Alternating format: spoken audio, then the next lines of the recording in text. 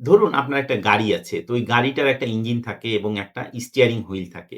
তো steering wheel এবং engine এই ২ টার সমন্বয়ে কিন্তু আপনার গাড়িটাকে কিন্তু চালাতে হয়।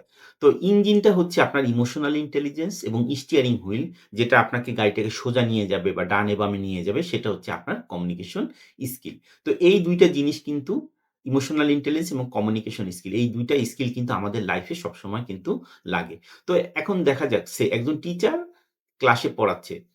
তখন তিনি ১ম যে কাজটা করেন যে স্টুডেন্টরা বুঝতে পারছে কিনা, তারা ভয় পাচ্ছে কিনা, তারা কনফিউজড কিনা, তারা স্ট্রেস এর মধ্যে আছে কিনা, এই জিনিসটা বুঝতে পারা এটাই হচ্ছে ইমোশনাল ইন্টেলিজেন্স। যেমন ধরুন যে কি এবং কখন, এই হোয়াট এবং হোয়েন এই ২ টা কোয়েশ্চেন এর আনসার দেয় হচ্ছে ইমোশনাল ইন্টেলিজেন্স এবং হাউ মানে কিভাবে, কিভাবে আপনি কমিউনিকেট করবেন এটা হচ্ছে কমিউনিকেশন স্কিল। দ্যাট মিনস হচ্ছে যে টিচার একটা সুন্দর একটা টোনে বলা, একটা পজ নেওয়া, তারপরে একটা সুন্দর পেইস এ কথা বলা। দ্যাট মিনস হচ্ছে যে একটা মিডিয়াম স্পিডে কথা বলা। এই জিনিসটা হচ্ছে কমিউনিকেশন স্কিল। সো এই ২ টা জিনিসের সমন্বয় কিন্তু আমাদের সবসময় আমাদের কিন্তু ইফেক্টিভ একটা কমিউনিকেশন হয়ে থাকে।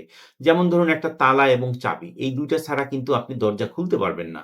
তো তালা হচ্ছে ইমোশনাল ইন্টেলিজেন্স, চাবিটা হচ্ছে আপনার কমিউনিকেশন স্কিল। তো এভাবে আমরা যদি একটু দেখি যে ইমোশনাল ইন্টেলিজেন্স টা আসলে কি? আপনি হয়তোবা আমেরিকায় যাবেন। আপনাকে ১ম ঢাকা এয়ারপোর্টে যেতে হবে। সেখান থেকে ভিসা, টিকিট এগুলি থাকতে হবে। প্রসেসিং করে তারপর আপনি আমেরিকায় যেতে পারবেন। এভাবে আমাদের যখন একটা চিন্তা আসে বা আমরা যখন কোন কিছু কমিউনিকেট করতে যাই, তখন কিন্তু আমাদের ১ম ইমোশনাল ব্রেইন এ আসে। সেখান থেকে একটু প্রসেসিং করি। সেখানে ধরেন ৩ থেকে ৫ সেকেন্ড এটাকে প্রসেসিং করার জন্য আমরা একটা সময় নিই।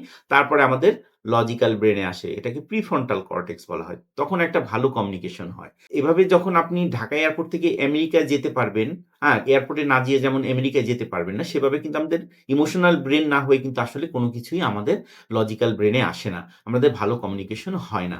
তো আমাদের এই সময়টা নিয়ে, একটু সময় নিয়ে আমাদের একটা যেকোনো একটা ইনফরমেশনকে প্রসেস করে তারপরে কিন্তু আমাদের এটাকে এক্সপ্রেস করতে হবে। তাহলে কিন্তু ইমোশনাল ইন্টেলিজেন্স এবং আমাদের যে কমিউনিকেশন স্কিল এই ২ টা জিনিস কিন্তু ভালোভাবে কাজ করবে। তো ইমোশনাল ইন্টেলিজেন্স এর আন্ডারে আমাদের কনফ্লিক্ট ম্যানেজমেন্ট, নেগোসিয়েশন, আমাদের ডিফিকাল্ট কনভারসেশন এই সবগুলি জিনিস কিন্তু আসলে আমরা ইমোশনাল ইন্টেলিজেন্স এবং কমিউনিকেশন স্কিল ২ টা স্কিলের মাধ্যমে কিন্তু আমরা কভার করতে পারি। তো আমরা অনেক সময় আসলে কনফিউজড হই যে আমরা আসলে ইমোশনাল ইন্টেলিজেন্স পড়ি, কমিউনিকেশন স্কিল পড়ি। আসলে এই ২ টা স্কিল কিন্তু খুবই ওভারল্যাপিং বাট ২ টা স্কিলের মধ্যে সামান্য একটু ডিফারেন্স। সেটা হচ্ছে যে ইমোশনাল ইন্টেলিজেন্স হচ্ছে কি এবং কখন এই ২ টা কোয়েশ্চেনের উত্তর দেয় এবং কমিউনিকেশন স্কিল হাউ আপনি কিভাবে আসলে কমিউনিকেশনটা করছেন এই জিনিসটা কিন্তু উত্তর দেয়।